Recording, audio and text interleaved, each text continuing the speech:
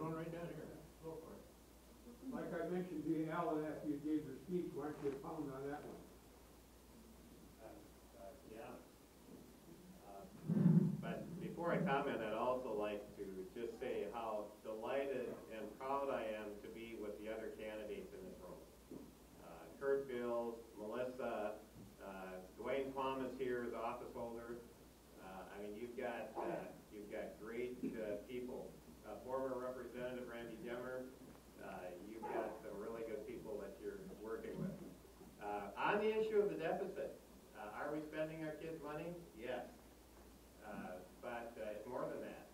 Debt-to-asset ratio, folks, we're 5 years away from where Greece was a year ago when it essentially went into default.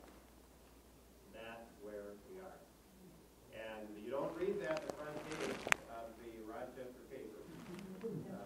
But good accountants like Hank Irick over here know exactly that's the bottom line. So we don't have any time to waste.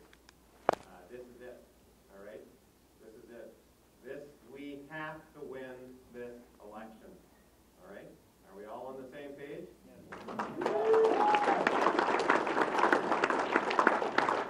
Just one other thing too, you know, there's a book out, I encourage you to get it, fairly stiff read, but it's called This Time It's Different, and it's by Rogoff and Reinhardt. It's two economists from the IMF, an organization that I don't really like very much, but anyway, but they did 800 years of research. They studied 800 years of business cycles and fairly longitudinal studies, 800 years. And what they found, and what they're saying is why this time it's different. See, this isn't your mom and dad or your grandma and grandpa's business cycle anymore. We have so much debt on the system, debt to GDP ratio, the 9/10 rule, is that it's literally choking out private investment right now, not only within job creation, but also within the loanable funds market, because the government has such a heaving appetite for debt. And what can happen is this solvency crisis can turn into a liquidity crisis, like we just went through with the housing debacle. And if that happens, when this much debt is on the system, that's when your business cycles, when your downturns actually get much, much worse.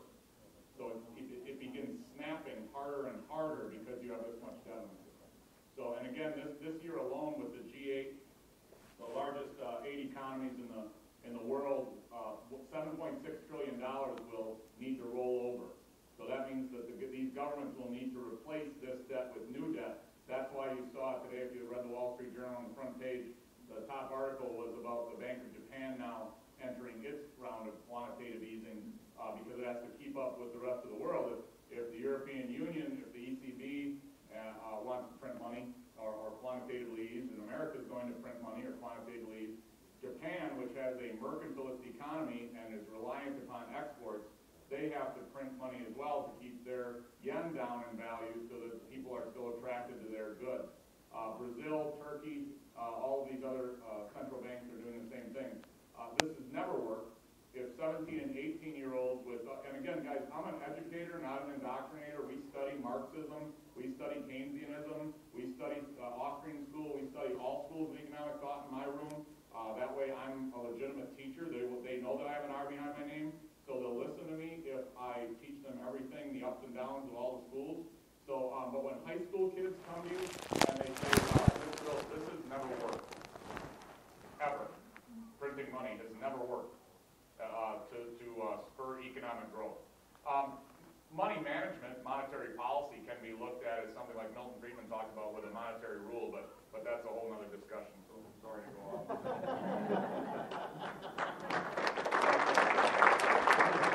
Another question out there somewhere.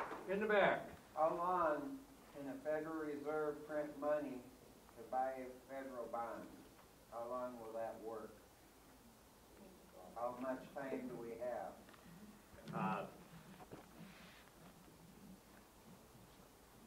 It'll work until we elect Mitt Romney and Paul Ryan.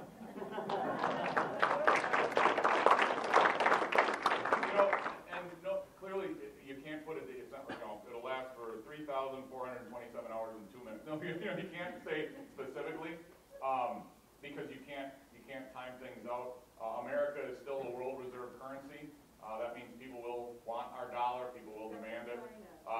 except for the BRICS, Brazil, Russia, India, China, South Africa are now, these countries are now kicking around the idea of trading their own currencies or trading precious metals.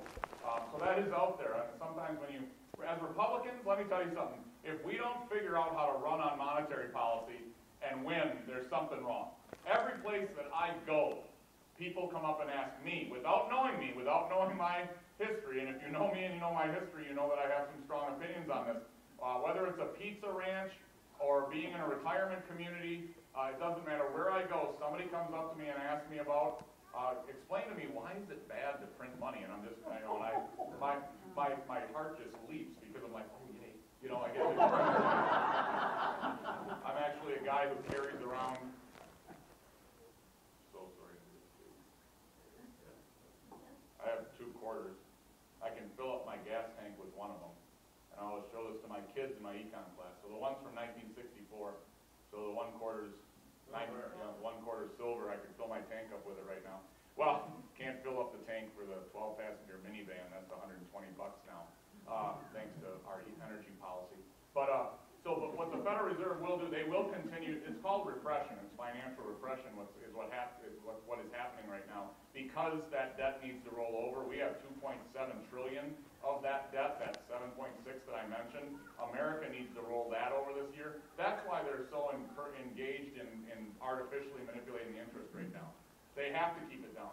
For every 1 percentage point that interest rate would go up, America would have to spend 150. And Mr. Quist was alluding to this. 150 billion a year in additional interest payments. For every percentage point, the interest rate would go up on our bonds. So very quickly, if you took the national average, with interest rates, and if you're not under 30 in the crowd, you know right away that the 1980s, you didn't see 1.47% T-bonds, so it was really high. So the average is 6%. Well, what if we went to average? That'd be $750 billion in interest. That just crowded out everything. I'm talking Social Security, Medicare spending, wars, whatever you want to talk about, military spending. That's the elephant in the room that nobody's talking about right now.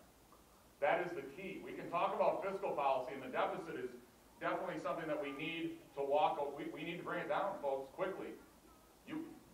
We know you can manage debt. How many of you understand? How many of you have ever had debt? I have. Okay, so saying no debt is no, you're going to have debt. You always manage debt because of investment. So you can always return on investment and make enough money to pay that debt. So some of it. But then you can get to a point where your debt manages you. And some of us in this room have probably also been to that point. What we need to do with the Fed is audit it, like I mentioned before. We also need to eliminate the dual mandate system. We're the only central bank in the world that has a dual mandate system. Not only do we have price stability as a mandate, that's usually the only mandate. In the late 1970s, we added full employment as a mandate for our central bank. So now when the unemployment rate gets stubbornly high, above 6-7%, the Fed just, when you get a guy like Bernanke, the ultimate bearded professor, they just print money. So that would be the way to end it, is to get Bernanke out. Okay, we get another question? Up here. Yeah, what is there in that healthcare, force on people? What is such a secret? I mean, is there something more in there that you just want to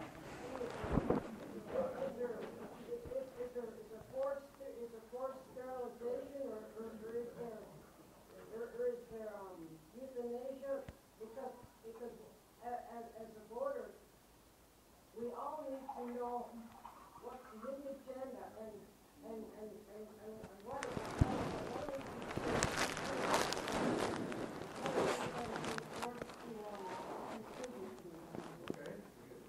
I know Mr. Quist knows more about this than I probably do, so I'm just going to tell you a couple of things that I think. One is, it's wrong to have bills this big. It is wrong. So what I would like to do is have a read the bills bill. So for every 20 pages, this has actually been proposed already, so if you think that it's one of those quirky bills nobody will vote for, oh no, it's out there. So for every 20 pages, you have to wait a day. That way the American people can read it. AFT, other groups can read the bill and can actually start to look at it. And so read the bill, and then RAINs, regulations from the executive in need of scrutiny, needs to pass so that we prohibit, like with Dodd-Frank, when we pass another one of those big over 2,000-page bills, and the executive branch starts writing the language for it, the rules for it. Well, we can't have an executive branch writing the rules that are effectively law. So what the RAINS Act does is it says, well, if that rule that the EPA writes or whoever, or Financial Protection Bureau, what have you, if they write a rule that has over a $50 million economic impact in America, they can't. It needs to be passed by Congress. Congress needs to start doing its job. We need Congress to actually...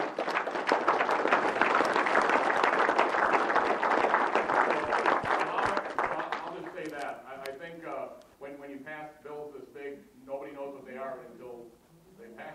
So, but go ahead. I just can't believe the question because I think there's an implication in the question that there might be hidden agendas in bills. and certainly not in certainly not in Obamacare. There was only 2,700 pages, and so if you can imagine 3 reams, 1,000 pages per ream. I mean, this is about how high it stood on the desk. Now, if you went to the internet like I did, you don't have to bother with the paper. Hidden agendas. Where shall we start? So let me just mention a couple. And you know, one of the hidden agendas that I'm very, very interested in is the marriage tax, and it is a huge hidden agenda. So let me say just a little bit about that. And let me explain it first by example. A couple making $60,000 a year combined, not doing too badly. Both working, $30,000 each, no children. Under private insurance, and part of the agendas of Obamacare is to get businesses to shed their employee health insurance and get people on what's called the exchange, which is a totally controlled private system. That's kind of a contradiction, isn't it? Anyway, this couple making $60,000 private insurance will pay, by law, $10,425 more if they're married. Okay? I'm going to give you some more numbers. By the way, the way the system works is people pay exorbitant health insurance premiums, and then they get tax credits back to offset some of the extraordinary exorbitant premiums. That's the way it's set up. For the tax credits, 86% go to people unmarried, 14% go to people who are married. All right? Now, I could take 5 minutes and explain to you why it works that way. I'm going to spare you that. Now, could I possibly be telling you the truth? All right? Could I possibly be telling you the truth? But let me just say this. Washington, knowing Washington as it is, I'm the guy that discovered this. A lot of you know that, 2.5 years ago. And it was really something trying to get Washington to see what I call the obvious. And so I talked to people out there, and they couldn't imagine that somebody in flyover country saw something they didn't see. It's not that it wasn't true, it was that it couldn't be true. And we started to get a breakthrough when Michelle Bachmann decided to have a press conference on this marriage tax. And she said to her researcher, get the stuff ready for me, I'm going to have a press conference in 2 hours. He totally freaked out. I don't have any information on this. If I just call Al Quist, he'll tell you everything. So I get this call from this panicked bureaucrat, and he's virtually shrieking on the end of the phone. Michelle Bachmann's going to have this press conference, and I have to give her the information, and I don't know anything. What am I going to do? All right. I wish I were exaggerating. That was worse than that. I said, settle down. Okay, first of all, just slow down.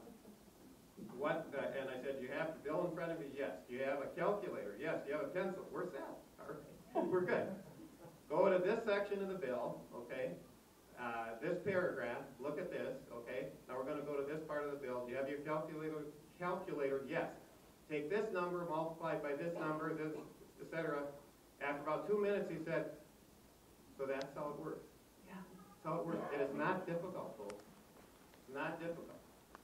It's all about 4 times the federal poverty level, blah, blah, blah. Okay, but this is how it works. So Michelle Bachmann brought it to the Heritage Foundation, said you have to look at this. They looked at it and said, yeah, Al Quist is right on everything he said.